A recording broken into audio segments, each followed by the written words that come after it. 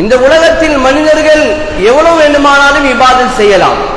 ஆனால் அந்த இபாதத்தை அல்லாஹ்வுக்காக வேண்டி ஆக்கினால் மாத்திரமே அந்த இபாதத்துக்கும் அந்த இபாதத்தை செய்த மனிதனுக்கும் அது பிரயோஜனம் அளிக்கும். ஒரு மனிதன் மலையளவு இபாதத் செய்கிறார், அதில் அல்லாஹ் தஆலாவுடைய திருப்பொருத்தம் இஹ்லாஸ் இல்லாவிட்டால் அந்த அமல்களின் மூலம் முழு ஆயுளை கழித்தாலும் அதன் மூலம் எந்த இலாபமும் கிடையாது. ஒரு மனிதன் ஒரு சில பொழுதுகளில் செய்த சிறு சிறு இபாதத்துகள் தான், ஆனால் இஹ்லாஸோடு அல்லாஹ்வுடைய திருப்பொருத்தத்தை நாடி அவன் செய்வானாக இருந்தால் அவைகள் மலை அளவு செய்த இபாதத்தை விட அல்லாஹ் தஆலாவிடத்தில் பெறுமதியாக இருக்கிறது. ஒரு மனிதனுடைய வாழ்க்கையில் எல்லா கட்டங்களிலும் பேணப்பட வேண்டிய ஒரு விடயம் இஹ்லாஸ். அந்த இஹ்லாஸ் இல்லாமல் போய்விட்டால் அந்த மனிதனுக்கும் அந்த மனிதனுடைய வாழ்க்கைக்கும் எந்த பெறுமதியும் கிடையாது. எனவே அன்பார்ந்த அல்லாஹ்வின் நல்லடியார்களே, நாம் இஹ்லாஸை எந்தளவு பின்பற்ற வேண்டும் என்பதை நம்முடைய முன்னோர்களுடைய வாழ்க்கையை பார்க்கலாம். இமாம் ஷாஃபி ரஹிமஹுல்லாஹ் அவர்கள் சொல்கிறார்கள், ஒரு மனிதன் ஒரு இபாதத்தை செய்ய முனைகிறார் என்றால் அந்த அமலை செய்வதற்கு முன்னால் அவர் நியத்து வைக்க வேண்டும். இது வாஜிப். அவர் நியத்து வைக்கின்ற போது இந்த அமலை அல்லாஹ்வுக்காக நிறைவேற்றுகிறேன் என்று அவர் நியத்து வைப்பது கட்டாயமாக இருக்கிறது. அத்தோடு அதனை மொழிவதாயின் அது மிகவும் சிறப்புக்குரியதாகவும் சுன்னத்தாகவும் இருக்கிறது. நம்முடைய முன்னோர்கள் மூத்த உலமாக்கள் பல ஆயிரம் கிதாபுகளை எழுதியிருக்கிறார்கள். அந்த கிதாபுகளை எழுதுகின்ற போது அதனுடைய ஆரம்ப பகுதியிலே இஹ்லாஸ் சம்பந்தமான ஹதீஸ்களையும் குர்ஆனுடைய வசனங்களையும் கொண்டு வருவார்கள். ஏனென்றால் எவ்வளவு பெரிய ஆலிமாகவும் இருக்கலாம், ஆனால் இஹ்லாஸ் இல்லாமல் போய்விட்டால் அதே கிதாபுகளோடு அதே பணியோடு அதே சேவைகளோடு நரகத்துக்கு செல்ல நேரிடும். அதனால் தன்னுடைய நோக்கம் தவறிவிடக் கூடாது என்பதற்காக வேண்டி தன்னுடைய கிதாபுகளின் ஆரம்ப பகுதியில் இஹ்லாஸை பற்றி அதனை சார்ந்த ஹதீஸ்களையும் குர்ஆனுடைய வசனங்களையும் கொண்டு வருவார்கள்.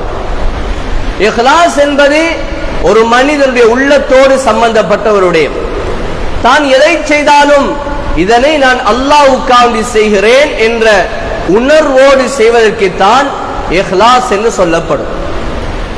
நாம் செய்யக்கூடிய அமல்கள் இஹ்லாஸோடு இருந்தால் அது மிக பிரமதியாக மாறிவிடும். அல்லாஹ் சுப்ஹானஹு வ தஆலா இஹ்லாஸுக்கு அலாதியான சக்தியையும் வல்லமையும் வைத்திருக்கிறான்.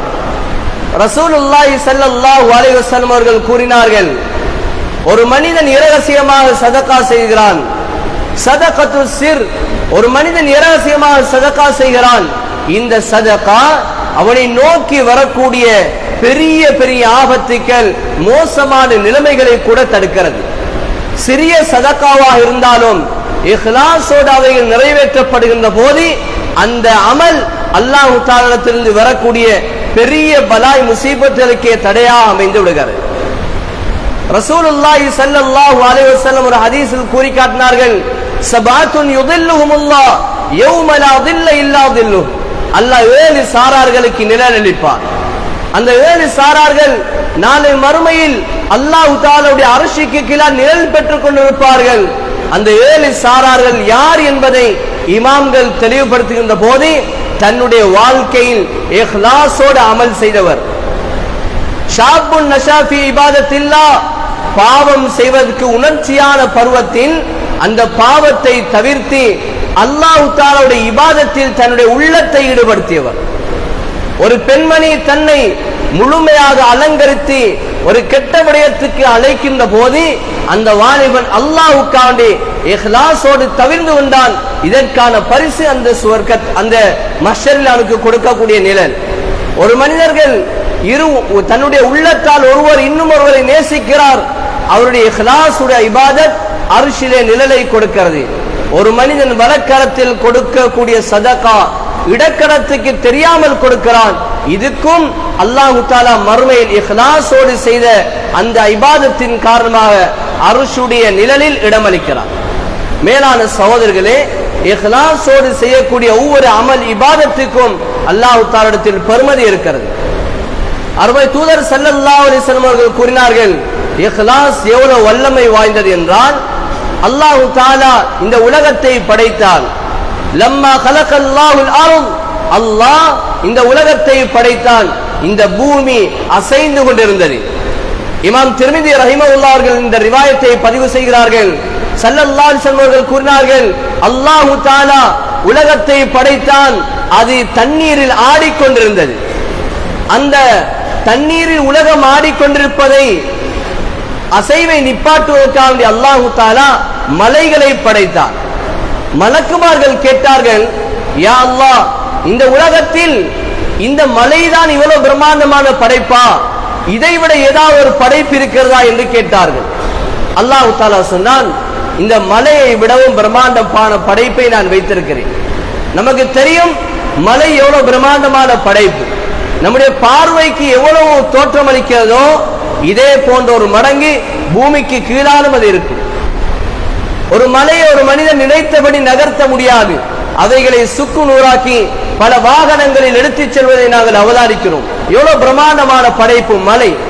ஆனால் இந்த மலையை விடவும் பிரம்மாண்டமான படைப்பு இருக்கிறது அல்லாஹ் சொன்னான். மலக்குமார்கள் கேட்டார்கள், என்னையா அல்லாஹ்?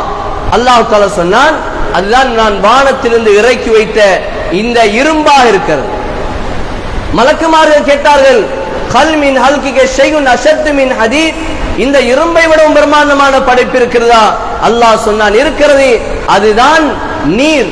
நீரை விட நெருப்பு, நெருப்பை விட காற்று, காற்றை விட ஒரு மனிதன் செய்யக்கூடிய இஹ்லாஸோடு செய்யக்கூடிய சதகா, சதகத்து பின் ஆதம், ஒரு ஆதமுடைய மகன் ஒரு மனிதன் சதகா செய்கிறான், வலக்கரம் கொடுப்பது இரக்கரத்துக்கு தெரியாமல் செலவழிக்கிறான்.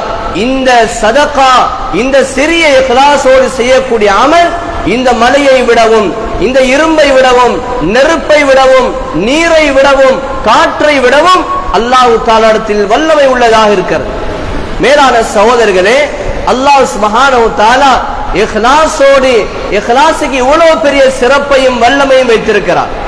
நாம் செய்யக்கூடிய இபாதத் இஹ்லாஸோடு செய்கின்ற போது எவ்வளவு பெரிய சோதனைகள் வந்தாலும் அந்த சோதனைகளை தவிர்க்கக்கூடிய ஆற்றல் நாம் செய்யக்கூடிய இபாதத்தில் இஹ்லாஸ் இருந்தால் அவைகளின் மூலம் கண்டுகொள்ளலாம்.